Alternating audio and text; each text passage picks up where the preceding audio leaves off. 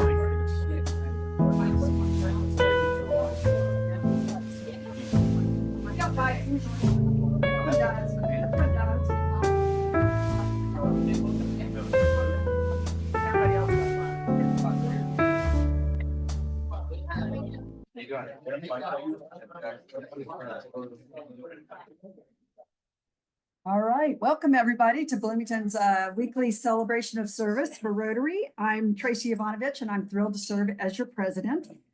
We are kicking off March, which is Rotary's Water, Sanitation, and Hygiene Month. In honor of that, I took a shower this morning. And our thought for today is Obama said, if you're walking down the right path and you're willing to keep walking, eventually you'll make progress. And so I thought that was a pretty good thing to keep in mind as we are going through changing times. And with that, I would ask Glinda to come up and share her reflection.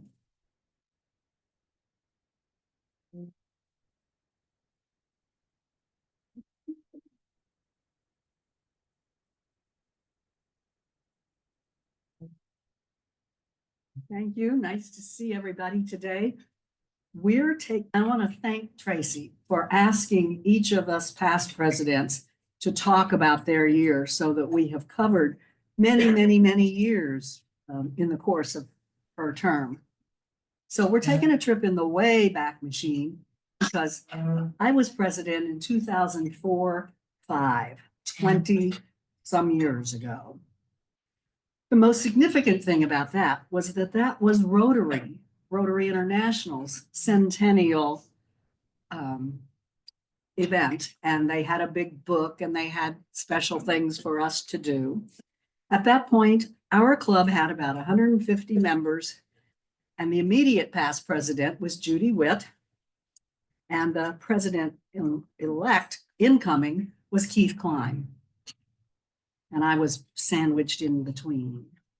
And as you remember, Judy had been a moving force by creating Teachers Warehouse as our centennial project. And it literally got off the ground during my year with the grand opening and ribbon cutting in August of 2004.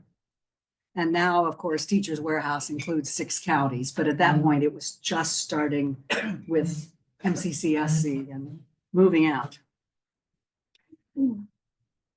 We always have good programs at Rotary, and I wasn't going to read you all 50 of them, but I decided to highlight just a few.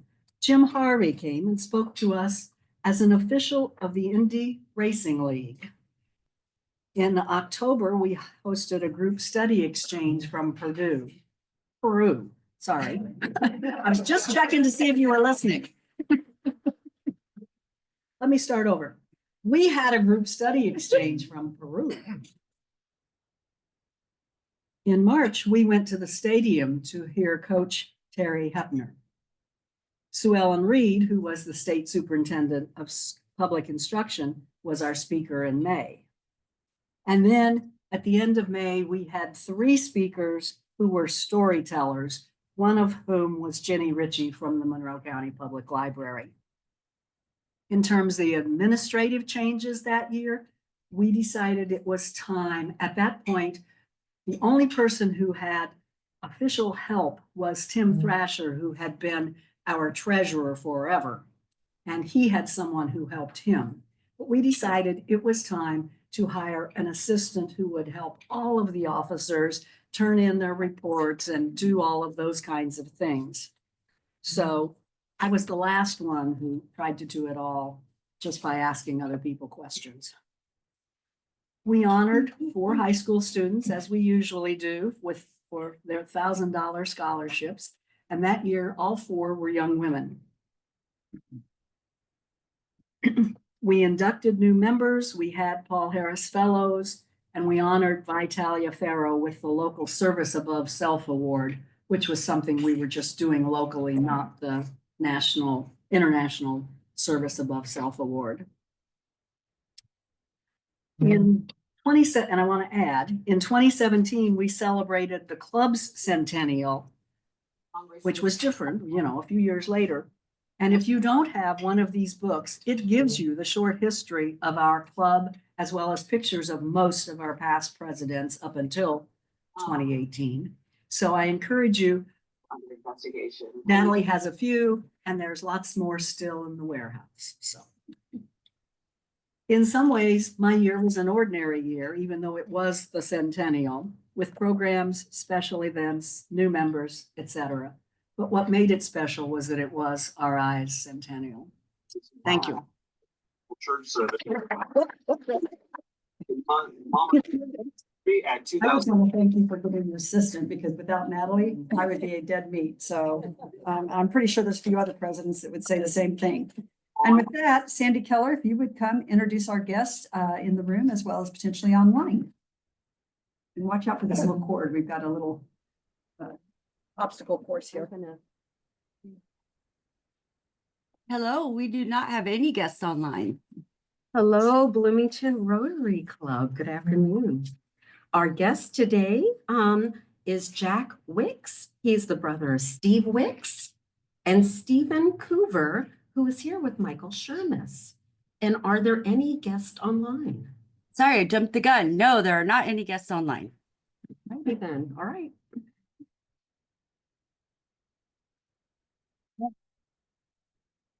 And for birthdays, yesterday was Raj Hadawi's birthday. Today was my mother's birthday. I just had to throw that in there. Tomorrow, Steve Wicks, and the next day, Bob Salzberg. So happy birthday to everyone. And for anniversaries, John Armstrong, 3 years. That's awesome. There you go. All right, so for announcements, that was a nice homecoming queen wave, John. For announcements, we have our Rotary Toast honoree. Can I have a drum roll, please? There we go. Pat Wilson has been selected and accepted to be our Rotary Toast honoree for this year. She is an educator and has been since 1973, starting at Benford and then moving to Bloomington High School North, where from 1974, she taught civics, history, and government. She established the Habitat for Humanity Club at Bloomington High School North, which has been incredibly active.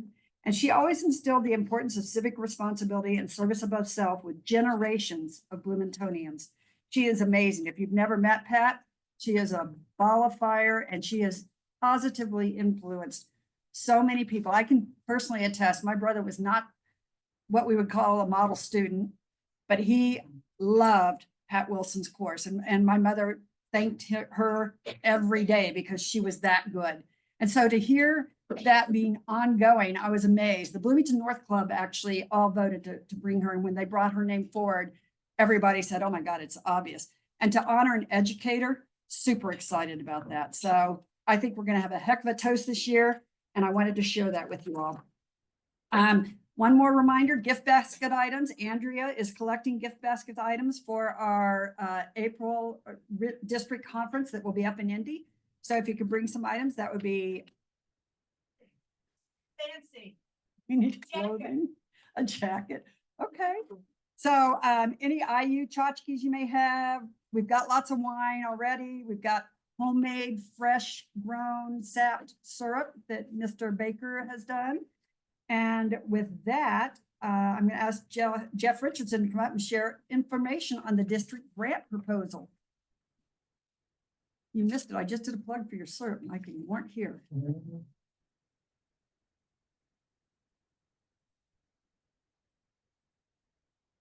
Good afternoon. For most of you, I've already visited your table, and for you folks online, I want you to know that the district grant requests are due by March 28th. It's $3,000 that we put up through our club, and it's matched by another $3,000 for a local NGO or not-for-profit that is in need of some cash, which I assume most of our local not-for-profits would most welcome. There's a few requirements. One is that we engage our members in whatever that event might be, like Hoosier Hills Food Bank. We do the packing of the food. Teachers Warehouse, of course, they're all aware. I have people down there doing work, helping put supplies together. So the requirement is that we get at least 15 Rotary members involved, and then we do some publicity around it. But besides that, the requirements are very minor. I just hold this up as a kind of a prop. It's a one-page application basically to fill out. It may spill over to 2 pages. We'd like those recommendations by March 28th. They can be emailed to Sarah Laughlin. But if you have any questions, I'm glad to answer questions, or Diana Hoffman's here as well. Either of us would be glad to get you engaged in this process. So thank you very much. Thank you, Jeff, and thank you, Sarah, for the committee's work on that. And with that, Mr. Mike TikTok Baker, if you could come introduce our program. And TikTok meaning I'm watching the clock. As always. Good afternoon. Well, it's my pleasure to introduce our speaker today, Chief Dustin Dillard of the Monroe Fire Protection District. That may be confusing to some of you, but he'll help clear some of that up. I first met the chief about a little over 2 years ago. I was appointed to the Monroe Fire Protection District Board to represent Washington Township. We've been trying to get a new fire station built. So there'll be some more words about that. And that's where I first met Chief. Everybody, all the chiefs are called white shirts. So I learned that the white shirts with Steve over here, white shirts, got to know those people.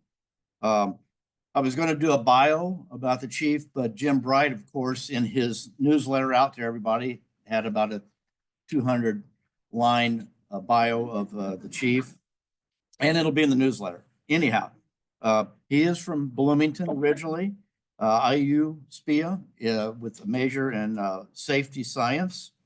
So I thought what I'd do, something a little different, is I reached out to people within the department that I've met over the last couple of years and asked them to give me some scoop on the chief that he wouldn't probably tell me. Most of it good. He's extremely cost conscious in all of our meetings. It's always about the taxpayers' money. We've got to figure out a way to cut costs and savings. The organization I found is sort of run like the military. It's very efficient. People are very professional. They support each other. They do all kinds of things to help.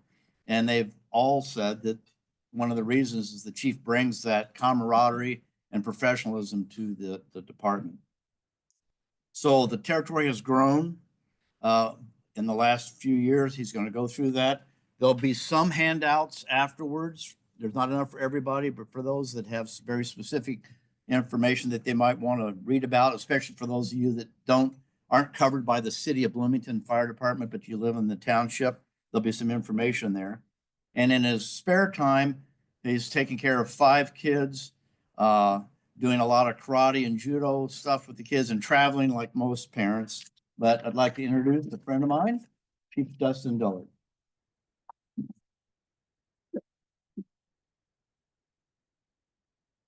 Thank you, Mike. You know if I'm turned on or not? Yep. Good to go? All right, so as Mike mentioned, my name is Dustin Dillard. I am the fire chief at the Monroe Fire Protection District. If you want some more information, there's some handouts that Mike mentioned. There are a lot of slides that I'm not necessarily going to go into depth, but I felt like this was an opportunity with a new group of people. I didn't want to not share information that we have. So with that said, the things I'm going to focus on today is going to be talking about really the history of consolidation of the fire service in Monroe County. Goes pretty far back, and we'll talk a little bit about that, but I'm really going to focus on our stations now, the services that we provide, and what the future might look like. So just briefly, in the beginning, obviously the first 2 departments in Monroe County were the Ellettsville Fire Department and the Bloomington Fire Department. Both of those departments have over 50 years of history on the fire district. The district started really in the 60s. There was some movement for fire protection in townships. So the state had made some legislative options available for townships to provide fire protection services. And they started doing that a few years later.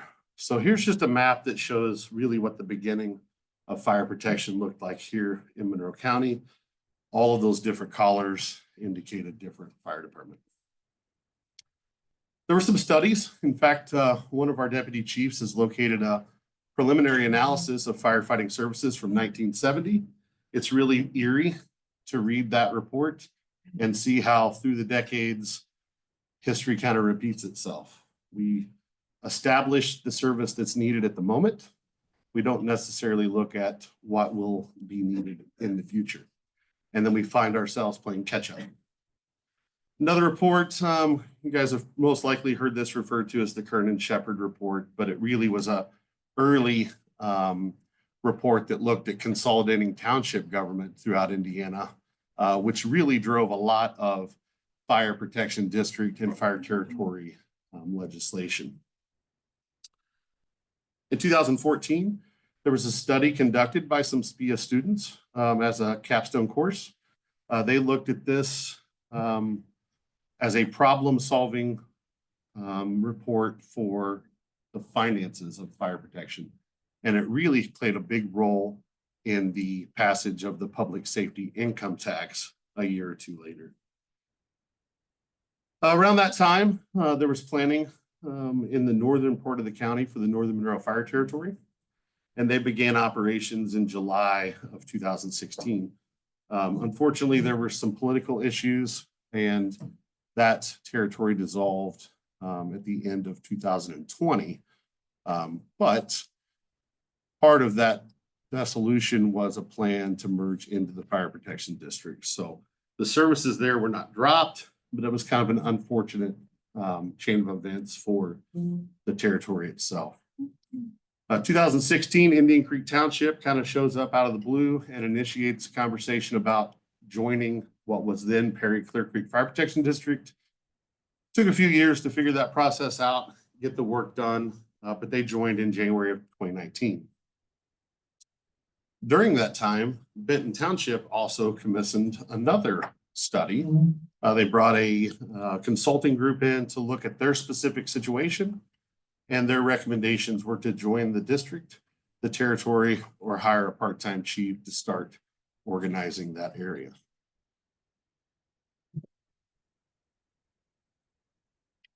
Won't really go into the depth here, but just for information purposes in the packet, there is some information about the difference between a fire territory and a fire district.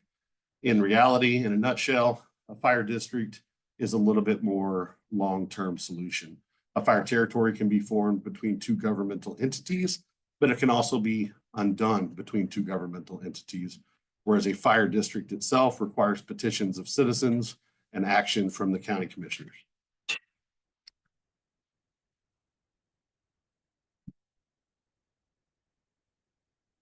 Yeah, I probably need to point that way, don't I?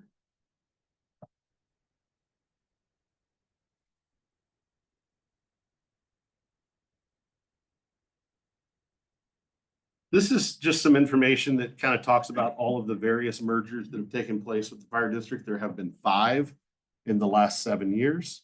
So there's just information here that talks about how kind of those individually evolved, how those different processes were shaped, and how really there were some changes to improve the efficiency in those. And then just for a visualization, here's a snapshot of 1987 when the fire district was created as Perry Clear Creek Fire Protection District. You can see the red townships in the bottom. And as we progress through the years, you'll see things slowly change to where 9 of the 11 townships are protected by the fire district. Okay, so that brings us to where we are as a fire district today. As many of your businesses and organizations, we have a mission and a vision, and we uphold those by supporting our core values. So part of what Mike mentioned earlier about our discipline is obviously paramilitary, but it's also simply adhering to our core values with our community being the #1 priority. So what do? Emergency response. As I talk about this, I'm going to kind of slide through these slides. This is going to show you end of year information from 2024.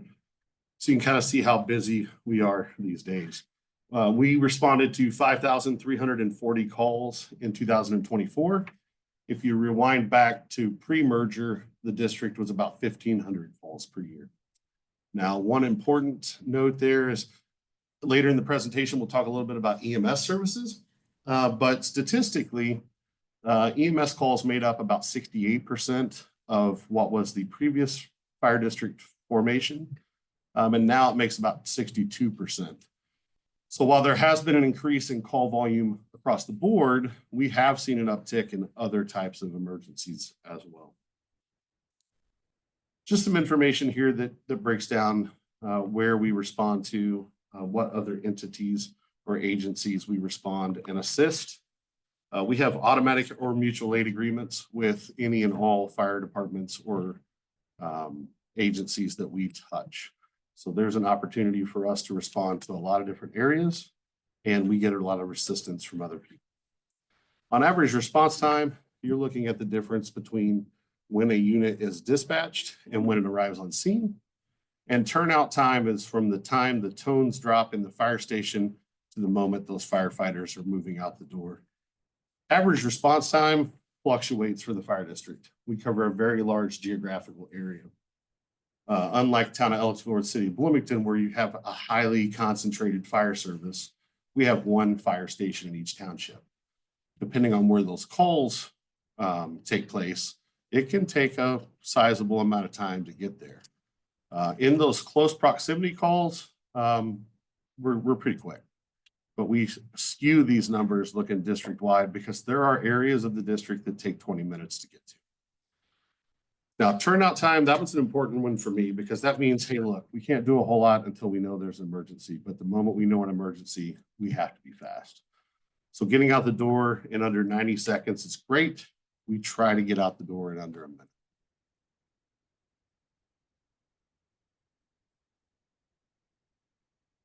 You kind of see a peak here towards the end of the school season, going into the summer. You can see with call volume goes up. I'm not sure if that's students partying as they leave out the door or counties partying as they departed.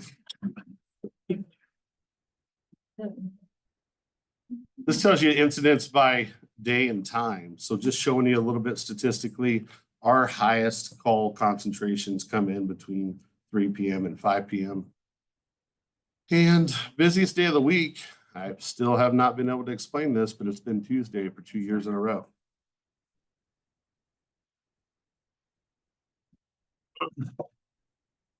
So what do? What are these calls? First and foremost, we're a fire department. We provide fire suppression. The reason I say that first and foremost is because the fire departments are the only agencies that provide fire protection. There are a lot of other emergency services that we kind of cross over and provide EMS or provide basic life support. But firefighting, that's what the red trucks do, and we focus on that. As you know, we have several bodies of water, several lakes. We also provide fire suppression on the water, as well as the emergency medical services. Not going to go too deep in that because I'm going to talk about it a little bit more here in the slides. But as far as hazardous materials, we're one of the regional hazmat teams. So we respond to all hazardous materials incidents that require a technician level response. So all firefighters in the state of Indiana are trained to the operations level. That would be fuel spills at a standard car accident or whatnot. Anything large or abnormal, the fire district responds. Technician level is the highest level that you can provide. Operations level is secondary, and awareness level is the basic. So you can see that we provide technician level services for motor vehicle accidents, rope rescue, wilderness search and rescue, water and ice rescue. Trench rescue, we're really close to being technician level. We've conducted a technician course last year. We have some more equipment that we are looking to purchase. Confined space will follow, and then structural collapse. In the next 5 years, we'd like to see technician level across all of those.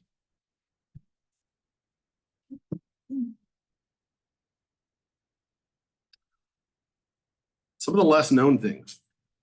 Steve's here, our Deputy Chief of Community Risk Reduction, but that's a big thing that we do as well. A lot of community outreach through public education, just providing smoke detectors, carbon monoxide alarms. We also have 2 fire marshals that conduct inspections. Steve runs a juvenile fire setter intervention program. We also have several CPR instructors that not only conduct our CPR training, but get out into the community and provide that as well. We also provide reflective address signs. You've probably seen those. You get our green reflective signs on mailboxes. Those are very beneficial for all emergency services. And then fire investigations as far as cause and origin. Our crews are also trained to conduct home safety checks when they're out and about in the community, providing other services. Just kind of briefly here, just scrolling through, this just gives you a little bit of information if you do live in one of our townships, which township station is yours. This is Station 21 located in Clear Creek Township. They're staffed with 4 firefighter EMTs and quite the array of equipment. Station 22 is in Perry Township. It's the original firehouse in the fire district. It's got 6 firefighter EMTs. The reason there's 6 there is because this is the station that has an ambulance 24/7 now. That started last August.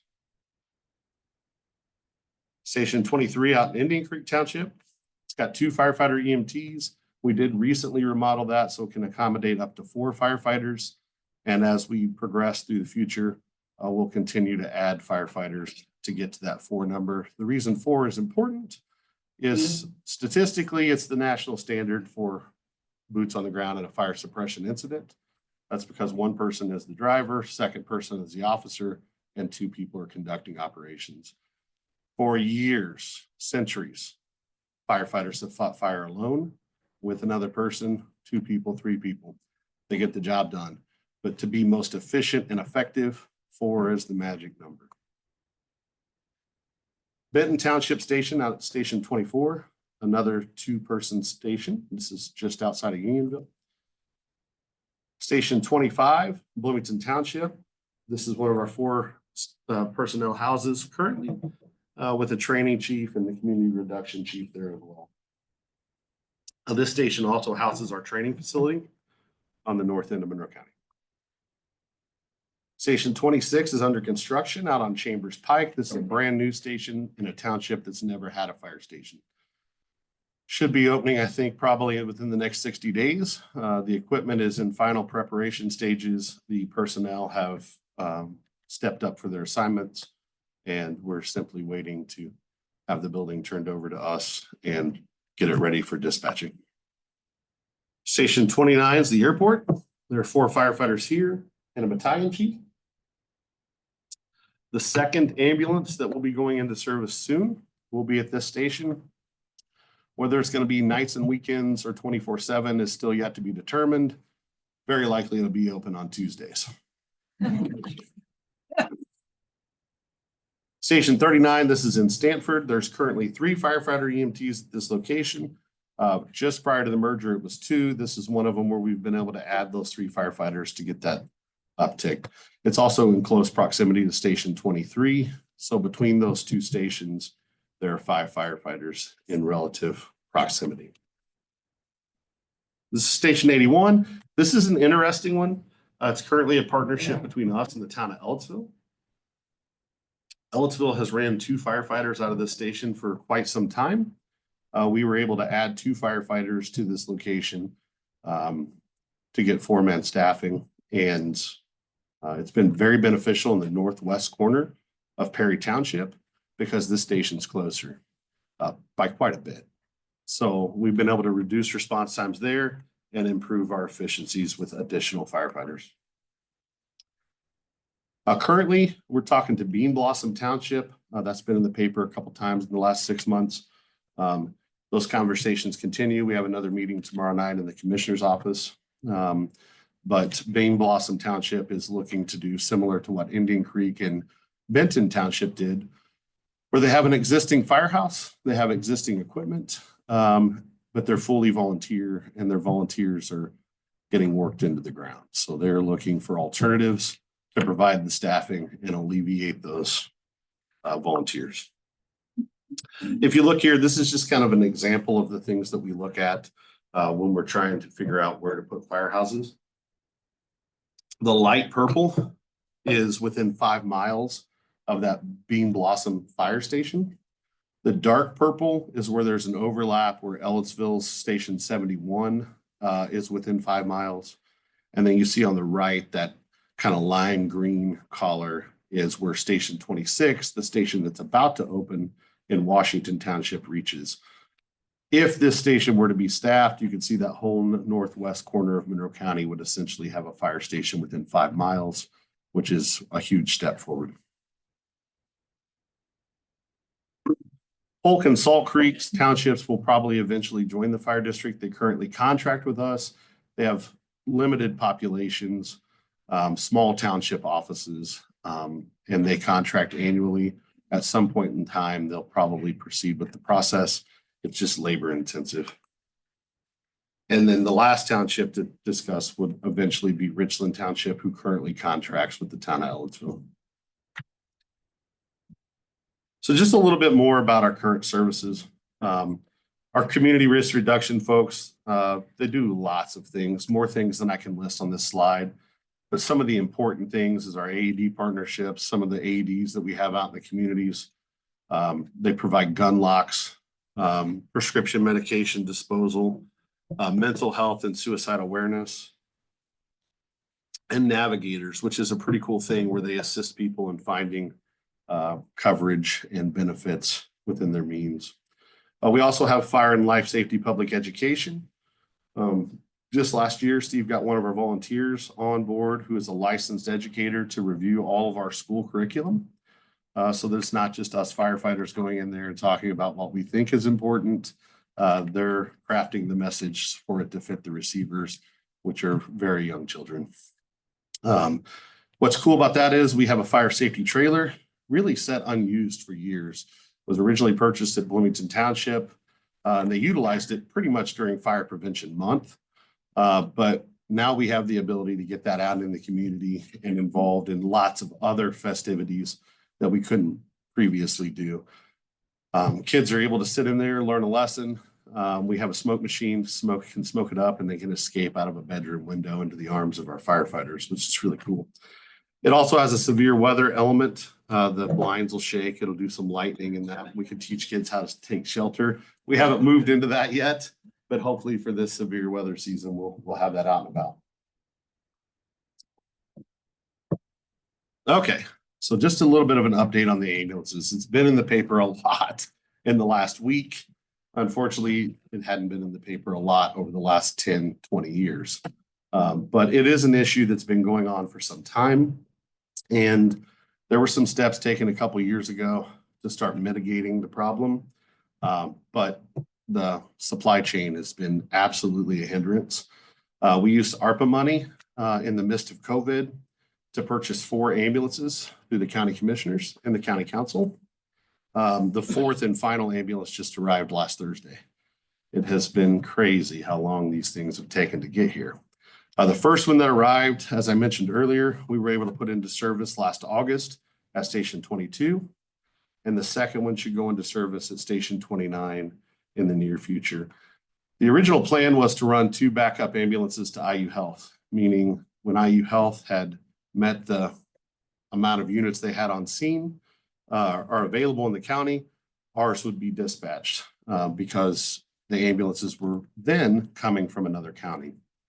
One for special events to offload some of the workload from IU Health staff.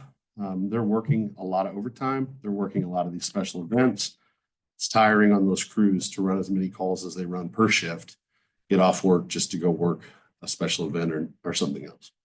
And then to have one in reserve to allow for regular service and repairs. These things run constantly. It's not like a fire truck where we're able to check it every morning, tune it up, be ready to go. They're running a lot. And having that one in backup, I thought initially, oh, well, we'll be able to use it here and there. No, it's pretty much in use all the time, while one of the other 2 is currently being worked on. Now, we are standing those ambulances up when there were ball games, when things were busy, getting crazy. Our fire crews were taking those ambulances, but we need to staff those ambulances additionally because the county clearly has a need. Monroe Hospital contributed 3 of the monitors for those AEDs. That was a sum of about $80,000. Those AED monitors are very expensive. And since then, MFD has funded the staffing for the ambulance at 22 and will be funding the staffing for that ambulance there by the airport. Additional services are still needed though. We need additional 911 24/7 trucks and advanced life support. So one of the articles kind of caused this confusion, if you will, between BLS and ALS. So ALS is advanced life support services. BLS is basic life support services. Every firefighter, a lot of law enforcement officers are trained in BLS now. Our fire stations respond to a scene because they can get there first and they'll provide BLS care. That is the first and front line of 90% of emergency medical services. ALS is paramedics. These are essentially nurses trained in the field to provide emergency care. They're able to provide advanced airways. They're able to provide some types of drugs. So that is something that the fire district needs to look to, is how we can incorporate ALS. Some fire departments use ALS engines. So the first person that gets there is ALS. BLS ambulance shows up, the paramedic goes into the hospital with the ambulance. There are 1,000 ways that you can do this.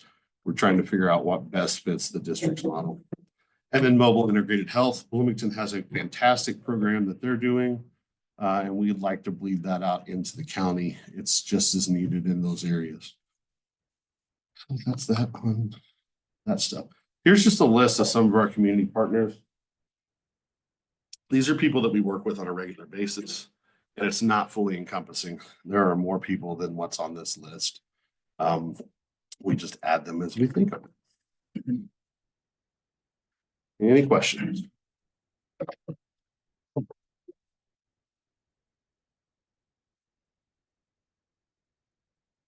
In fire stations, it has just two people. Is that because of budget rather than the four? It is, it's correct. It's for budgetary reasons. And are you looking to increase that? I mean, is that part of your expectation for the future that you will have four at everyone? Exactly. So part of the merger is all the townships now pay the same tax rate. When the merger existed, all of the townships were paying different tax rates. It resulted in a significant tax increase for some townships and a reduction in some other townships. Thank you. So what we tried to do was tell everyone, hey, we're going to look at this 25-cent tax rate so that you all know what you're going to be paying for a while. And as the district grows, we'll maintain that tax rate as we add firefighters instead of doing it all at once and having like a 40-cent tax rate for years. And would you share with us something about the schedule of the fire personnel? Are they 24/7? Are they 48? Yeah. What are they? So they work 24 hours on, 48 hours off. So every third day we have red, gold, and black shifts. So they just rotate. So they're on 24 hours, they're off 48, and then they're back. Hi, first of all, thank you so much for all the hard work that you do to keep us safe. I think we all maybe take that for granted, and you're in there every day. So thank you so much for that. You referenced a document from the 70s and said that some of it was alarming and that history repeats itself. Yeah. What is it that you look for in trying to anticipate future needs? And I would imagine that'd be difficult dealing with emergency services because it seems so immediate. And then you also referenced some political challenges. So yeah, well, how do you future? A lot of that ties right back to what we just talked about with the two firefighters and the budgetary constraints. So everyone wants a good fire department. Everyone wants a good law enforcement agency. Everyone wants a good ambulance service, right? But those things cost a lot of money. And sometimes it's not completely affordable to pay that all at one time. So we're trying to phase things in. Where I said we're kind of repeating itself is you kind of forget about it. Some of these changes are made and things sit for 20 years. The population has grown drastically in some areas.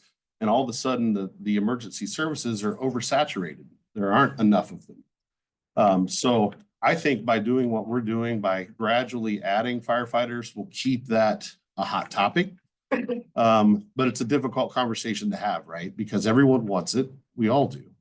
But it's not always completely affordable. If you were to look at the national standards for fire service, they would essentially be a fire station every 3 road miles. Every 3 road miles. That is unrealistic in this county. We would love to have it, right? But we're not there. We're not going to be there for a while. So we have to keep moving forward.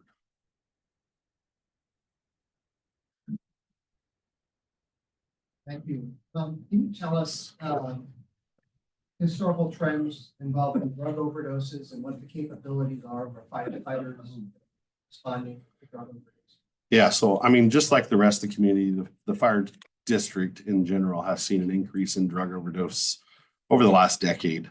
Our folks have always had the training. A few years ago, Narcan became more readily available, and they have that readily available to them in all of our apparatus. So, yeah.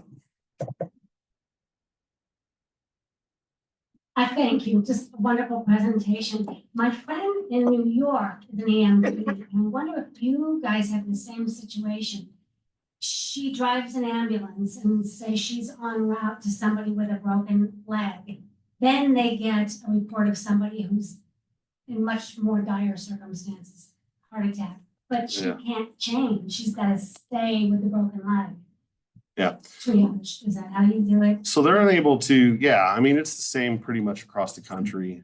They're unable to remove themselves from the call that they're on without really good discretion. Our folks will not be disciplined or in trouble if they make a call where they go from a minor incident to a major incident. The problem is we don't want them doing that and forgetting the minor incident, right? So there's going to have to be communication. Our folks train in that. Typically, you'll hear a station mark up and say, hey, we'll take that call if you want to divert somewhere else. So it's not something we as a district are strict about. I mean, if they make the right decision for the right reasons, we're always going to support that. But it is touchy because across the country, that does happen. You get that heart attack call, you divert off the other call, no one ever shows up to the first call. So there has to be communication in place and there has to be a plan. He's bringing the mic to you, Charlotte.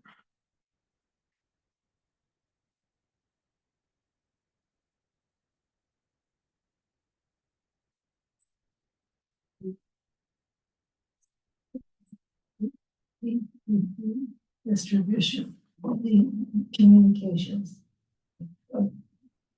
Communications. That is here. You're talking about dispatch? Dispatch. Okay. Yeah. And we go with it. Are you using the central dispatch? And do they solve some of these problems for you? Or do you have to make it up as you go? Yeah. So yeah, all emergency services in Monroe County use the Monroe County Central Emergency Dispatch Center. It's based out of Bloomington Police Department.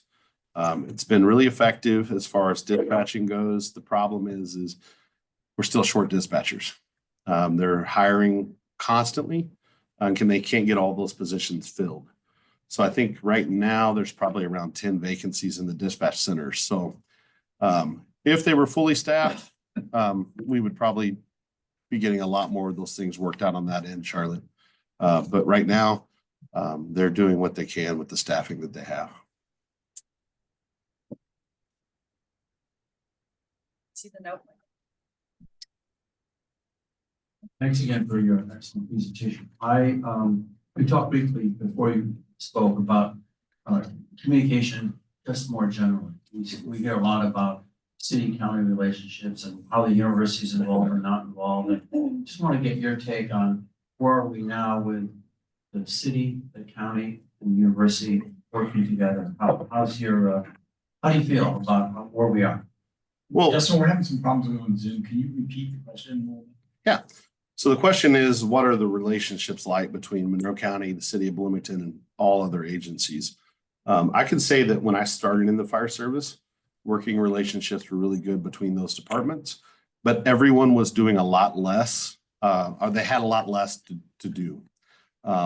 As things have progressed through time, everyone has worked sharply to get together more often, to train, and to be better prepared.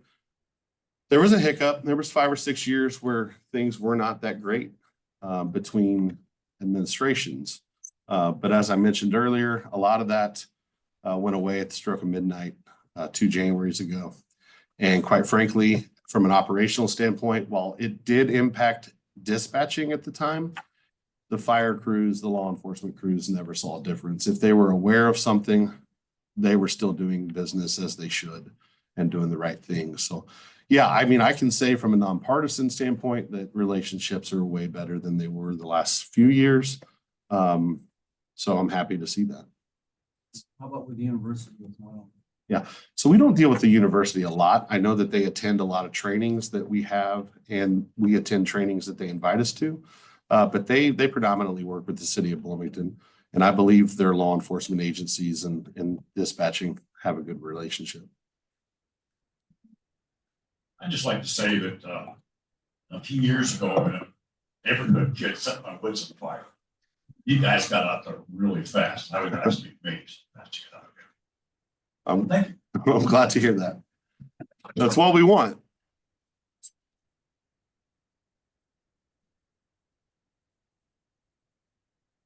I have a quick question about how you number the fire station. Yeah, so in, I think 2017, 2018, there was a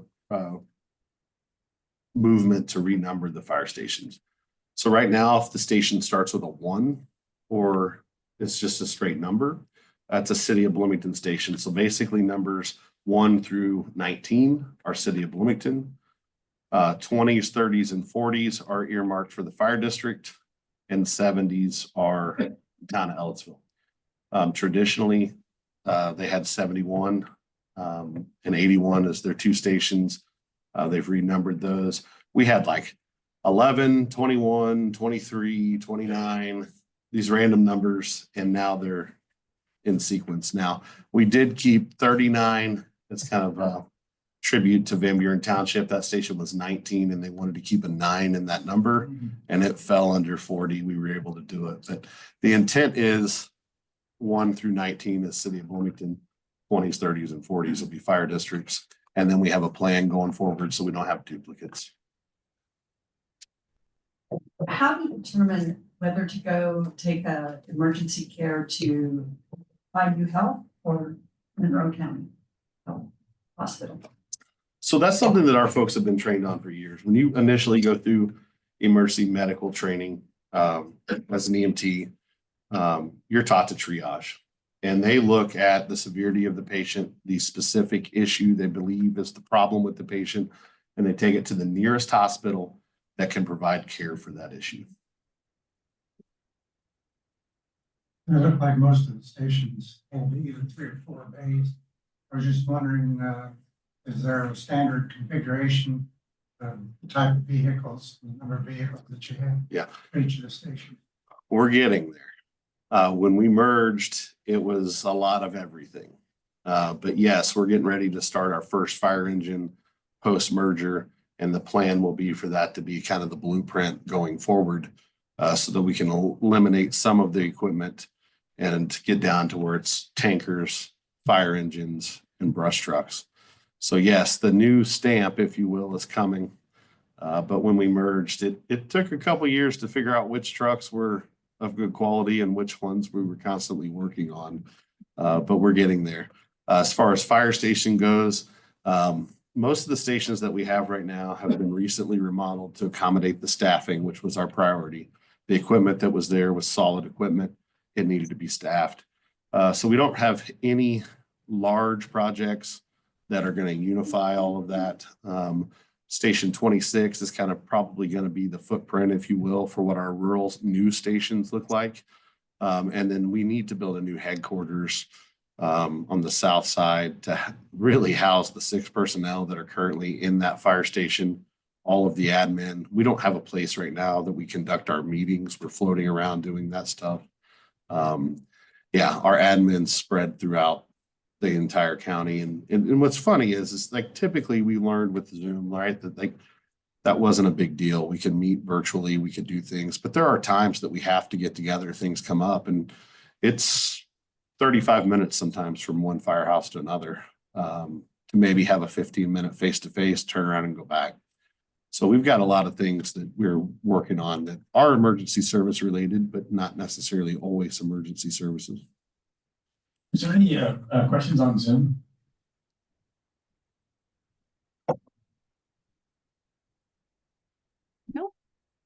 Well, I was just gonna ask the chief to mention about the Safe Baby Box. Oh, yeah. Program. Yeah, you know what's funny? Like I made a note this morning when I was reading through the presentation that wasn't in there, and I forgot the note. Yeah, so we have a Safe Haven Baby Box at Station 25 in Bloomington Township. We're looking to get a second one. Steve, where is it going to be located? It'll be at Station 21 in Clear Creek Township.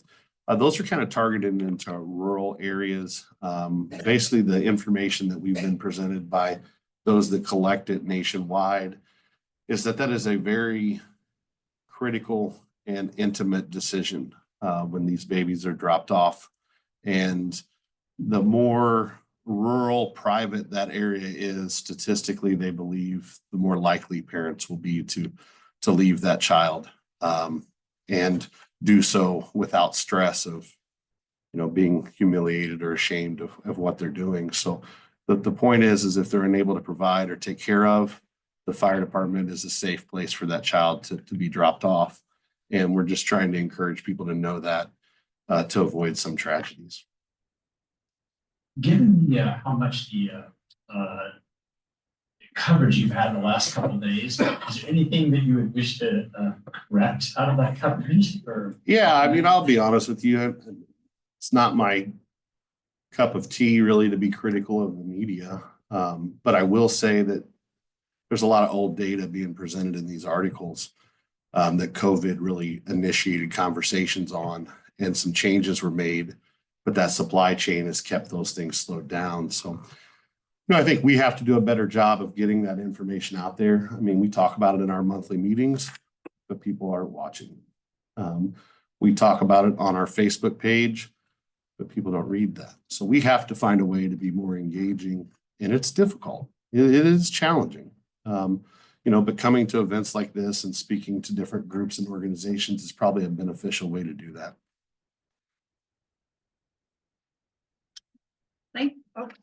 Yeah.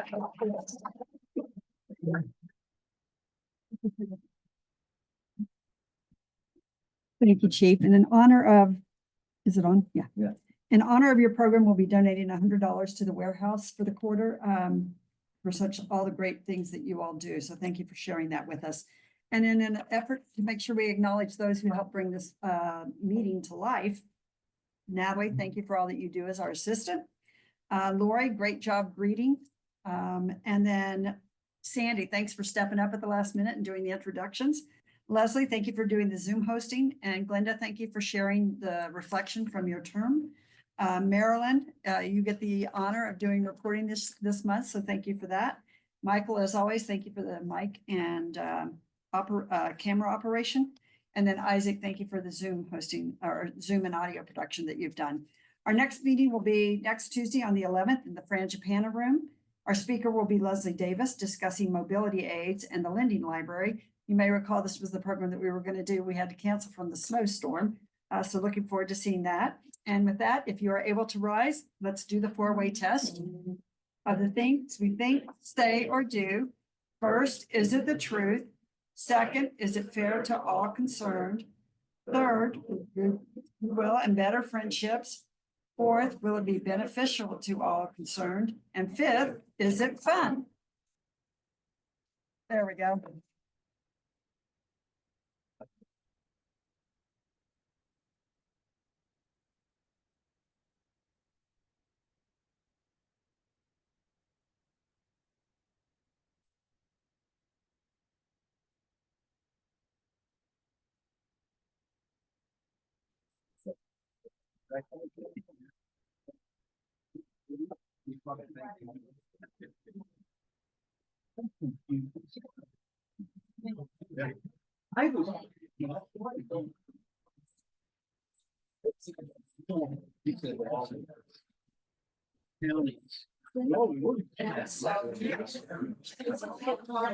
The assumption is.